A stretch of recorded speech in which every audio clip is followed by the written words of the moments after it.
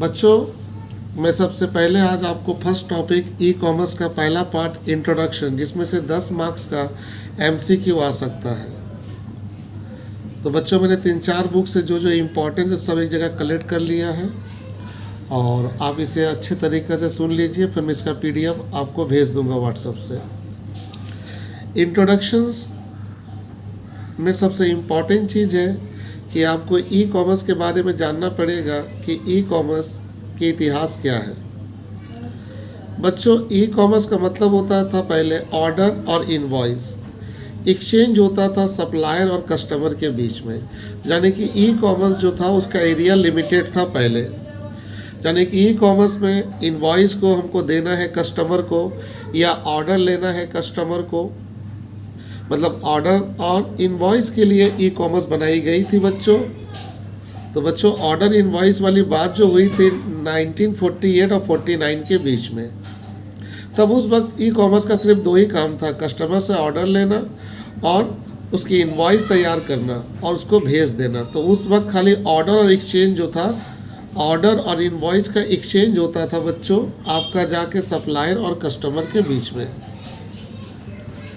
लेकिन बच्चों 1960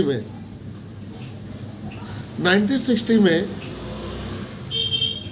e commerce की इम्पोर्टेंस बढ़ गई जब आया ईडीआई। ईडीआई बहुत इम्पोर्टेंस है बच्चों, और ईडीआई है क्या मैं बाद में डिस्कस करूंगा। ईडीआई का फुल फॉर्म याद रखना, इलेक्ट्रॉनिक डाटा इंटरचेंज। एमसीक्यू में बार बार पूछता है ईडीआई का फुल फॉर्म, तो इलेक्ट्रॉनिक डाटा इंटरचेंज, और ये 1960 में इस लागू हुआ। ईडीआई का मतलब होता है computer to computer electronic data interchange. यानी कि एक कंप्यूटर से दूसरे कंप्यूटर में हम लोग डाटा भेज सकते हैं, इंटरचेंज कर सकते हैं। यानी कि मल्टीपल कंप्यूटर के जरिए, मतलब एक कंप्यूटर है तो उसकी जितनी इन्फॉर्मेशन है हम दूसरे कंप्यूटर में भी ट्रांसफ़र कर सकते हैं, दूसरे से तीसरे में भी ट्रांसफ़र कर सकते हैं। इसलिए इसका नाम पड़ा इलेक्ट्रॉनिक डाटा इंटरचेंज, ईडीआई। और ईडीआई का इम्पोर्टेंस रोल से आगे जाकर तो हम लोग का जो ई कॉमर्स था उसका पहले नाम था ईडीआई, इलेक्ट्रॉनिक डाटा इंटरचेंज। याद रखिएगा, इस पे एमसीक्यू आ सकता है। ईडीआई का फुल फॉर्म तो इलेक्ट्रॉनिक डाटा इंटरचेंज। ईडीआई को हम लोग कहते हैं formal e commerce. Formal e commerce का मतलब है पहले ई कॉमर्स का नाम था ईडीआई। देखिए मैंने यहाँ लिखा है, आपके एग्जाम में आया भी है, it is early formal e commerce. It is early form of e commerce. मतलब ई कॉमर्स का सबसे पुराना फॉर्म क्या है?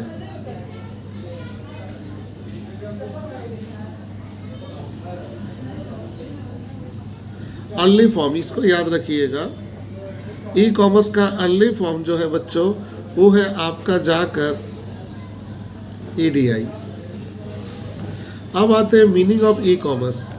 बच्चों, ई कॉमर्स का मीनिंग क्या है? ई कॉमर्स का मीनिंग अभी बाई एंड सेलिंग गुड्स नहीं है। इसके अलावा आप इंटरनेट के जरिए, इलेक्ट्रॉनिक के जरिए आप जो भी काम करोगे सब ई कॉमर्स के अंदर आ जाएगा।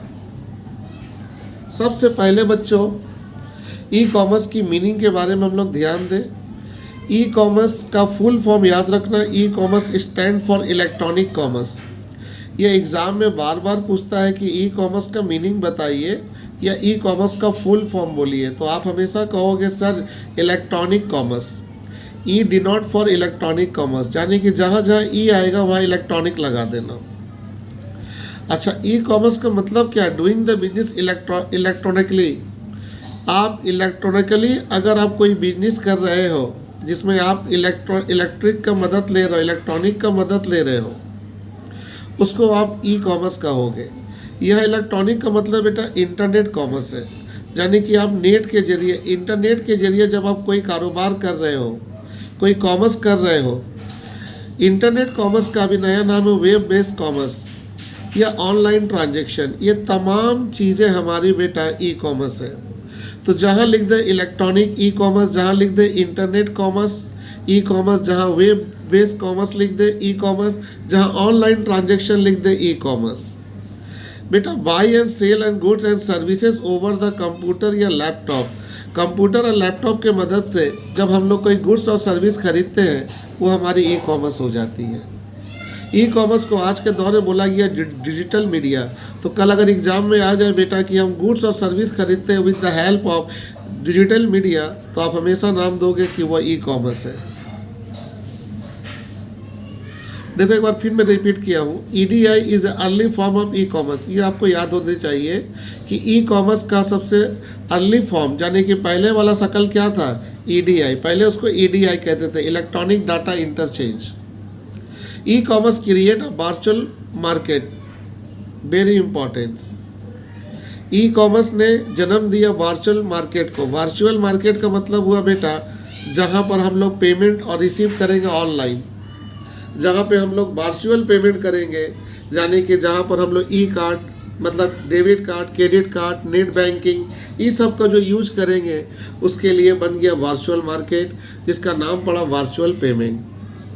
तो बेटा ई कॉमर्स ने वर्चुअल मार्केट को तैयार किया। ई कॉमर्स के मदद से आया वर्चुअल मार्केट। वर्चुअल मार्केट का मतलब है वर्चुअल पेमेंट।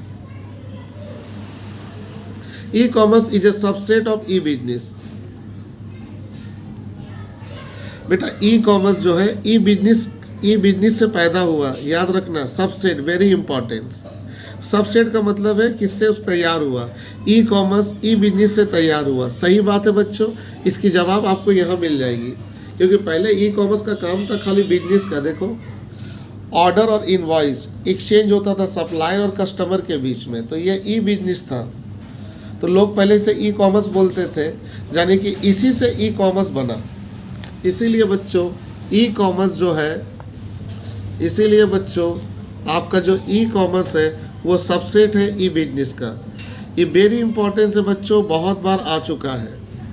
अब बच्चों इसको एक एक करके आप अच्छे से सुन लीजिए मेरी बातें। सबसे पहली बात बच्चों ये बताइए कि सबसे पहली बात बच्चों कि ई कॉमर्स के बारे में ये बताइए कि ई कॉमर्स कैसी बिजनेस करते हैं।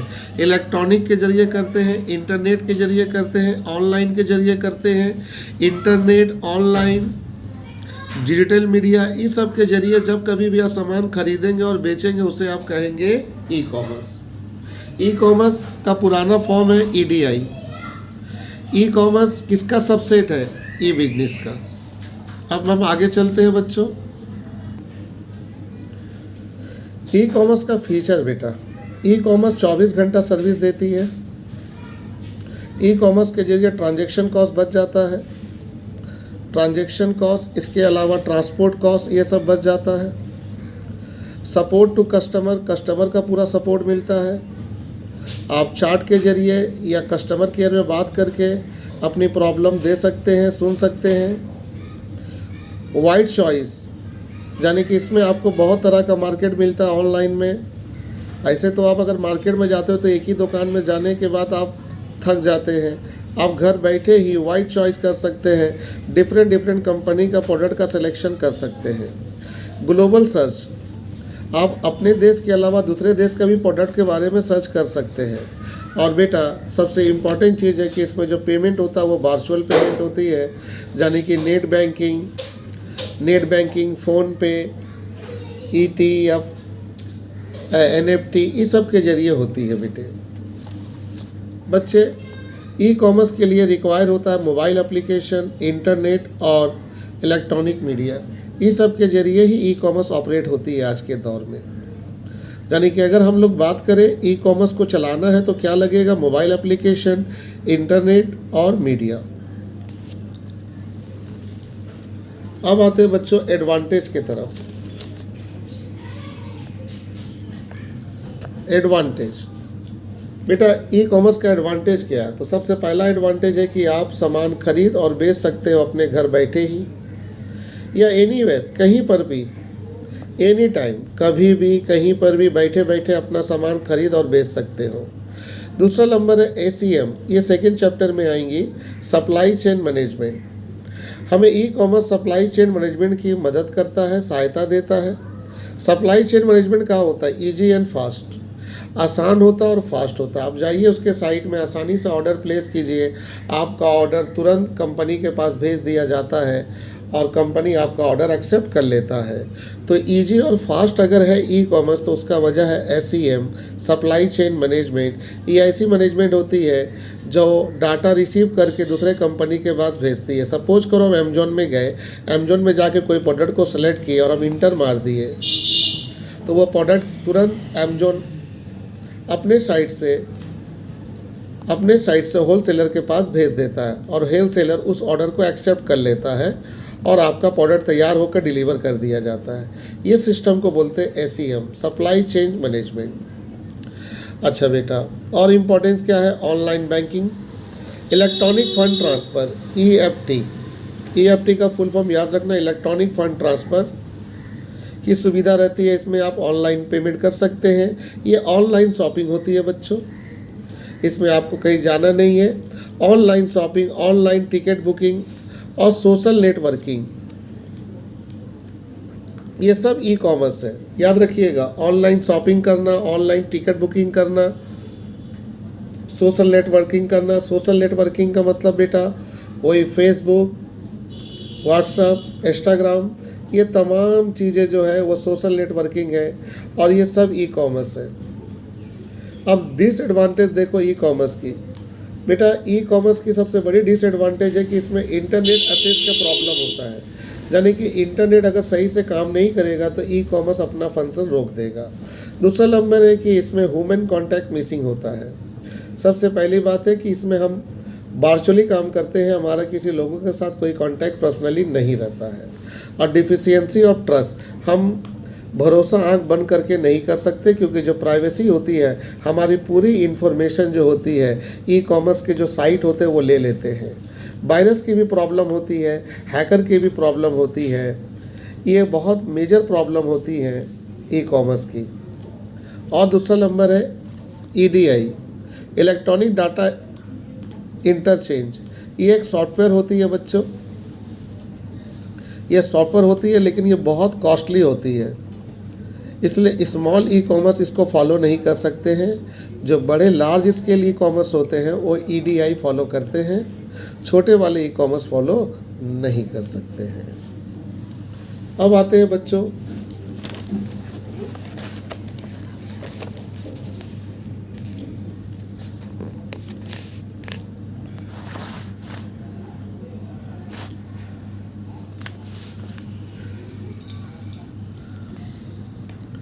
Types of e commerce.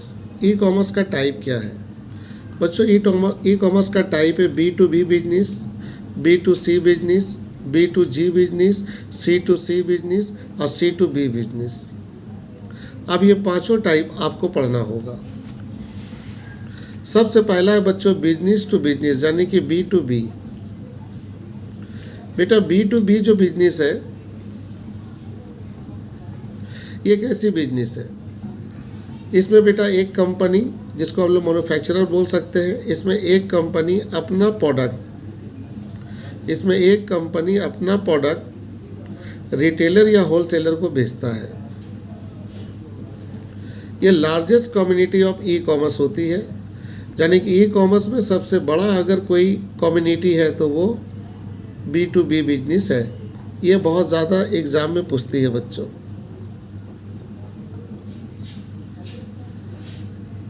दूसरा नंबर है बच्चों, ये बहुत बड़ी लार्जेस्ट कम्युनिटी है तो इनको EDI सॉफ्टवेयर फॉलो करना पड़ता है। EDI necessary in B2B business model. Exam में ये आपसे पूछ सकता है कि EDI कौन बिजनेस मॉडल फॉलो करता है, तो आप बोलोगे सर B2B बिजनेस, क्योंकि इसमें एक बिजनेसमैन दूसरे बिजनेसमैन को अपना सामान खरीदता और बेचता है।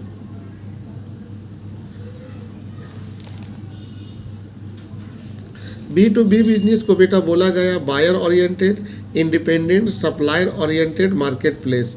ये भी एग्जाम में आ चुका है। B2B बिजनेस को बोला गया buyer oriented, independent, supplier oriented market place. यानी कि B2 बिजनेस में बायर ओरिएंटेड है, आप इस मार्केट में जाकर सामान खरीद सकते हैं, लेकिन आप जो सामान खरीदेंगे या तो आप होलसेलर या तो रिटेलर होंगे तभी, और इसमें आप इंडिपेंडेंट होकर सामान खरीद सकते हैं। B2B primary focus on the relationship. बेटा ये मार्केट प्रॉफिट के ऊपर ध्यान नहीं देता है, ये रिलेशनशिप के ऊपर ध्यान देता है, क्योंकि इसमें जो मैन्युफैक्चरिंग कंपनी है वो हमेशा चाहती है कि उनकी प्रोडक्ट जो बिक्री हो रही है कंटिन्यू बिक्री हो, मेरा रिलेशन उसके साथ अच्छा हो। तो B2B जो है इनका फोकस होता है रिलेशनशिप में, प्रॉफिट के ऊपर नहीं होता है। और याद रखना एक कंपनी अपना प्रोडक्ट इसमें खरीदता और क्या करता है, बेचता है फ्रॉम द अदर कंपनी, यानी कि एक कंपनी दूसरे कंपनी के साथ ट्रांजैक्शन करता है, इसमें कोई कस्टमर नहीं होता है। एग्जाम्पल के तौर पे बेटा इंडिया मार्ट, अलीबाबा और अमेजोन बिजनेस, अमेजोन बिजनेस, मतलब अमेजोन के अंदर एक सेक्शन होता है बेटा अमेजोन बिजनेस, उसमें भी जाकर आप रजिस्टर्ड कर लोगे। अगर आप बिजनेसमैन हो तो अपना प्रोडक्ट बेच सकते हो दूसरे बिजनेसमैन को। तो एग्जाम्पल में याद रखना इंडिया मार्ट, अलीबाबा और अमेजोन बिजनेस। अब बात को ध्यान से समझने की कोशिश करो। B2B बिजनेस में 3 लोग हैं बच्चे, होलसेलर है, रिटेलर है और मैन्युफैक्चरर है। कंज्यूमर कस्टमर नहीं है। होलसेलर, रिटेलर और मैन्युफैक्चरर है। और ये लार्ज कम्युनिटी है, इसलिए इसको EDI फॉलो करना पड़ेगा, इलेक्ट्रॉनिक डाटा इंटरचेंज फॉलो करना पड़ेगा सॉफ्टवेयर। पॉइंट नंबर 4, क्योंकि ये जो मॉडल है ये प्रॉफिट नहीं रिलेशनशिप में फोकस करती है। नंबर 5 इम्पॉर्टेंट चीज़ क्या है बेटा, इसका एग्जाम्पल इंडिया मार्ट, अलीबाबा और अमेजोन बिजनेस।